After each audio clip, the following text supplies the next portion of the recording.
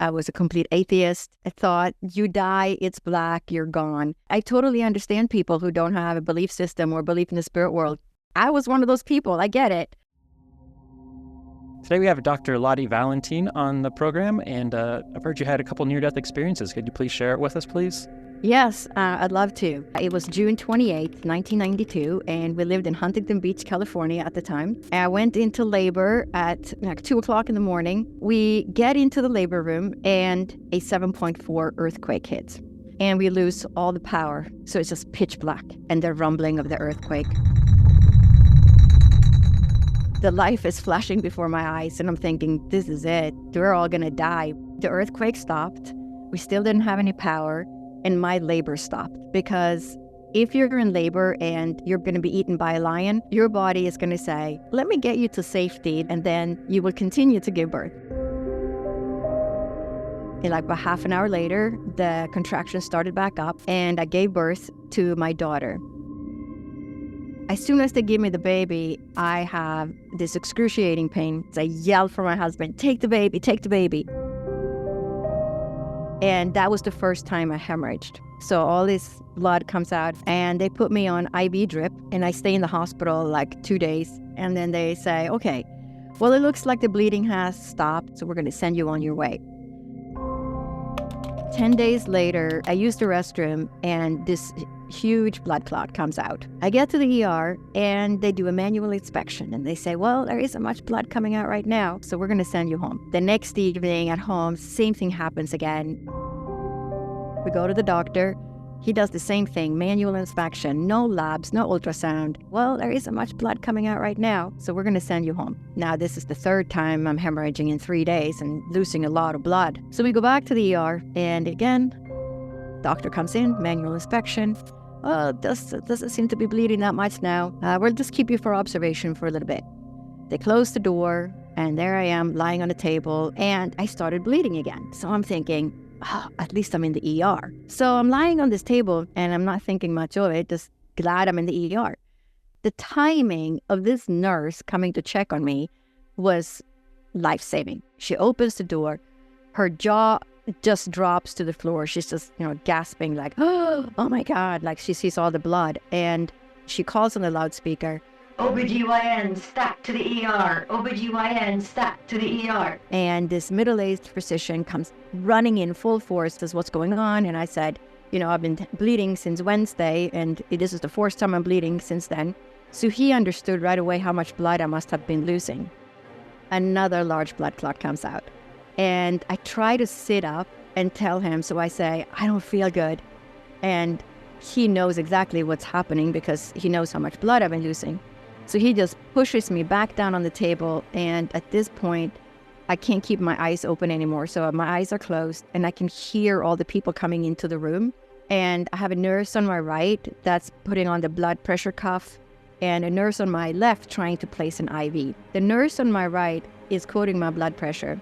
And I start feeling like I'm just falling, like I jumped out of an airplane without a parachute. I know that I'm dying. The complete atheist that I was and did not believe in anything, I said, well, all that teachings when I was 14, if there is a God or anything out there, this is my only hope at this point. So I prayed to God to save my life. And I say, I have 3 children under the age of 6. They need a mother. And it was shortly after that I was just pulled out of my body. Like 1 second I was there and the next second I wasn't. And I find myself floating a couple of feet above my body. My first thought was, how could I be outside my body and still be me? How does this work? How can I be me? My body's down there and here I am outside. But I'm still me. And I didn't get to be in this state very long, because as quickly as I had been pulled out, I got pulled back in. And so here I am back in my body, and everybody's cheering. I can hear everybody clapping and cheering as I'm coming back, because they saved my life. But then the doctor said, I'm going to have to give you blood. And so the first thing out of my mouth was, do you have to give me blood? And he said, do you have a religious belief that, you can't take blood? And I said, no, but everybody that's getting blood are finding out they have AIDS, 5-6 years later. And he said, I'll see what I can do. They kept me for observation, for like 2 days. as I'm lying in the hospital room that next day, I hear my sister-in-law in the left corner of my ceiling. And she had just passed away about 10 days earlier from lung cancer. And she said, everything's going to be okay. And I'm thinking, yesterday I was outside my body, and now I think I hear my sister-in-law talking to me. Either I'm losing it or this is all true, but then I can't tell anyone, because if I tell someone, they're going to think I'm crazy and they're going to lock me up in the mental ward and I will never see my kids again. So they sent me this nurse to check on me, and she said, did anything unusual happen yesterday in the ER? Because she was probably well aware of near-death experiences, and I had never heard of it. I did not know what that was. So I just looked at this nurse and said, no, nothing happened. So they should have given me blood technically, but they said, you're making blood fairly quickly, so we're going to send you home. You're not going to feel too good for the next couple of months because you're very anemic. I have very few memories. I think I slept for, 6-7 weeks. And then my watch stopped, and I finally made it to a Target to get a new watch. I wore the watch for about 5 days and it stopped. So I return the watch, I take another one, same watch, wear it for 5 days, and it stops. And I said, wow, bad quality control. I'm going to choose a different brand this time. Same thing happens again. I wear it for 5 days, it stops. And then 2 months later, in May, I walked by the television, and the television turned on.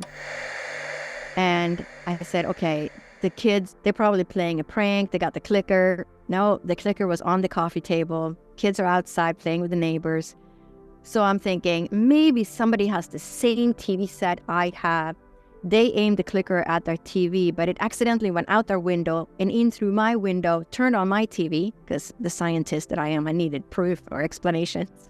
So I go and ring 8 neighbors' doorbells and see if anybody's home. And the people that were home said they were not watching TV. I walk back in and the TV turns back on. So there was a lot of these electrical interferences.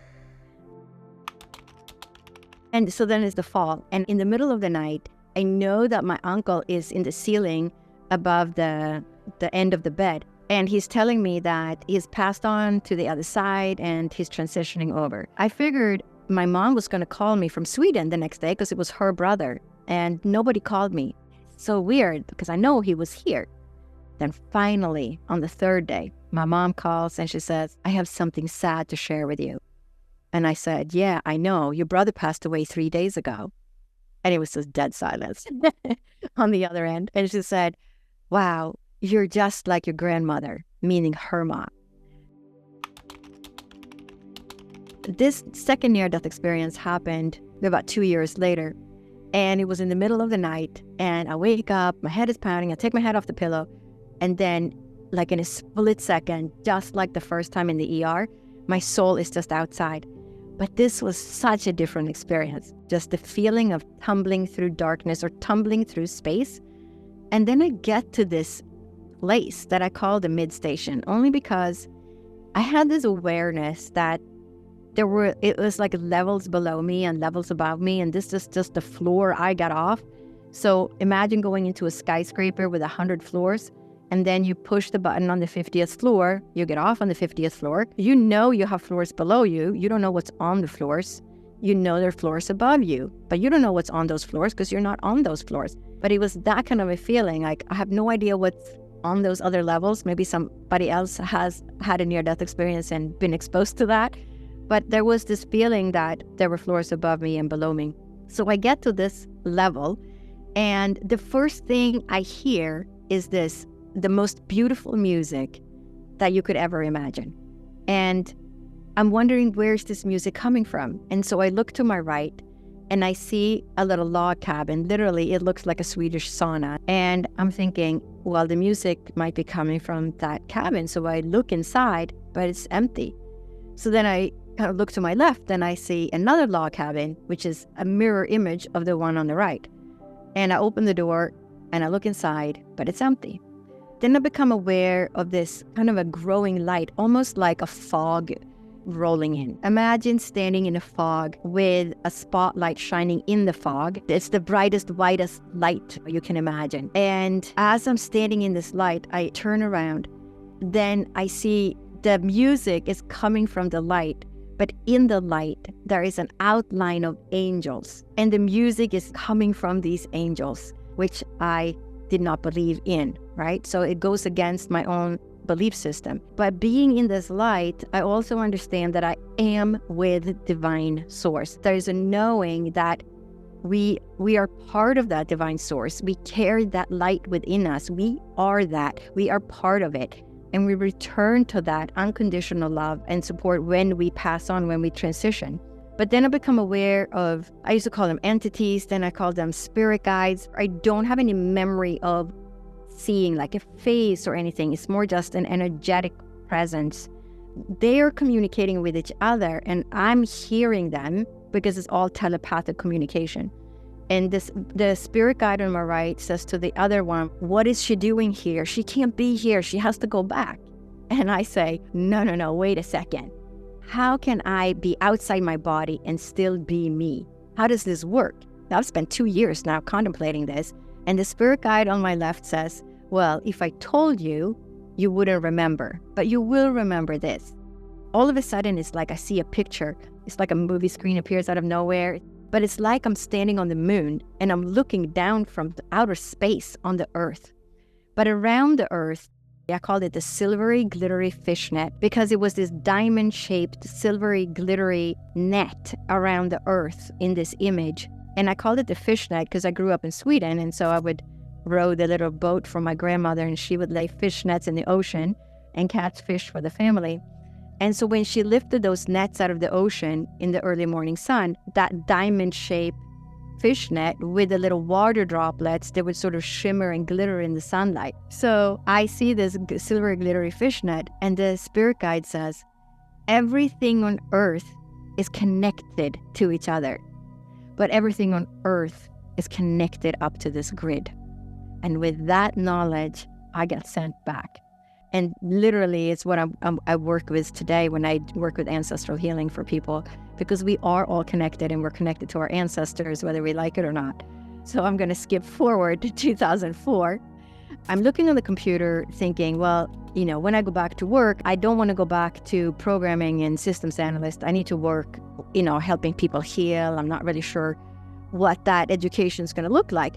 And so I find this medical school online and it says naturopathic medical school. There's only 5 medical schools in the United States. I was like, wow, that sounds amazing. You learn not just regular medicine, but also acupuncture, homeopathy, botanical medicine, and your tool bag is so much bigger. You don't just learn pharmaceuticals. And I said, I can't do that. I'm in my 40s now. Even if I do all the prereqs, there's no guarantee I'm going to get in. And so I walk to the kitchen, the spirit world drops in, and they say, you have to go to medical school and be a naturopathic physician. You have to bring messages to the people, messages and healing to the people. I'm like, what do you mean messages and healing? Didn't make any sense at all. And then they said, oh, and you have to write 2 books. No, wait, 3. So I said, what do you mean writing a book? What am I supposed to write about? And they just said, when the time is right, we will tell you. For now, just focus on getting your medical degree. The message was so direct, so strong. I was like, okay, that's it. I'm going to do it. So I did all the prereqs and applied into medical school in 2012. I only applied to 2 schools. I was accepted at both and went to med school when I was 54 and then graduated 2016. And then as soon as I graduated, I meet this woman and she says, I'm a medium and somebody is here who wants to give you a message. And I just kind of chuckled and I said, sure, I'm open. Just bring it. Like, tell me, what do you see? What do you hear? Thinking there is no way this woman is going to get anything right about me. First of all, I wasn't even raised in this country. She talks about rowing the boat and laying the fish nets and all the stuff that you wouldn't even make up, right? So the message is that I have to go to Arthur Findlay College and study mediumship. And I said, I can't do that. I just graduated. I don't even have my license yet. And she says, no, she keeps telling you, you have to go there. Finally, I said, okay, I don't know how this is going to work. Like, I'm going to be in a residency. I don't even know if I can get time off, but I'm going to figure out a way to do it. 6 months later, I'm at Arthur Findlay College. And I had my first reading with one of the teachers, and she says, "Oh, I have your mother here." And she tells me, "You're writing a book." "Oh, and your mother says, you're to write 2 books. No, wait, 3. So the exact same message I had received in 2004, I received again in March of 2017. And I have gotten that message from 3 more professional mediums. They all say the exact same message. You're to write 2 books. No, wait, 3. It's incredible. And we all have this gift. We all have intuitive abilities within ourselves. We are all part of this light. We all carry the light within us. We all have it within us. It's just a matter of opening up that channel. Is there anything else that you want people to get from your experience? The most important is that life is eternal. The body that we live in is the house for the spirit, right? So when you think of your computer, you got your hardware in the computer doesn't work. It's completely useless unless you have software, right? The software is going to run the computer. Well, your soul is the software that runs your body. When you think of your computer, you store everything in the cloud, right? Nowadays, we store everything in the cloud because if the computer crashes, we just get a new computer and then we download everything from the cloud. And we do it with our phones all the time. We get a new phone, we download it from the cloud, everything is restored, and within an hour, you got everything back. Well, when you think of your body, it's pretty much the same thing. The body is your computer hard drive, your soul, your spirit. That is your software. But you are also stored in the cloud. Just like your computer, just like your phone is stored in the cloud, your computer stuff is stored in the cloud. You're also stored in the cloud. And so when your body dies, when your body decays, just like your computer, you're still in the cloud. You got all your experiences with you. It's all stored in the cloud. Then you say, you know what? I want to come back to Earth. I'm going to have a life where, I'm learning this now because I've had these other lives, but I never had an experience doing this. And then you come into your body, you download all those experiences. And we've all been the bad person and the nice person. We've all been male and female. We've been all different kinds of races. We've lived all over the world. Once you get to that understanding that we are all connected, we are all one, to have all these wars and racism, and it's just ridiculous because we're all the same in the end. So if people say, oh, I hate this nationality, maybe you will be that in your next life because you're hating on them now. So in the next life, you're going to go and be the hated one, because that is also what you're putting out. Because everything that we put out is also reflected back to us. We know that we pass trauma on the DNA. And so we can see the Holocaust survivors, the epigenetics change. And we have studies that show that we pass trauma down on specific genes.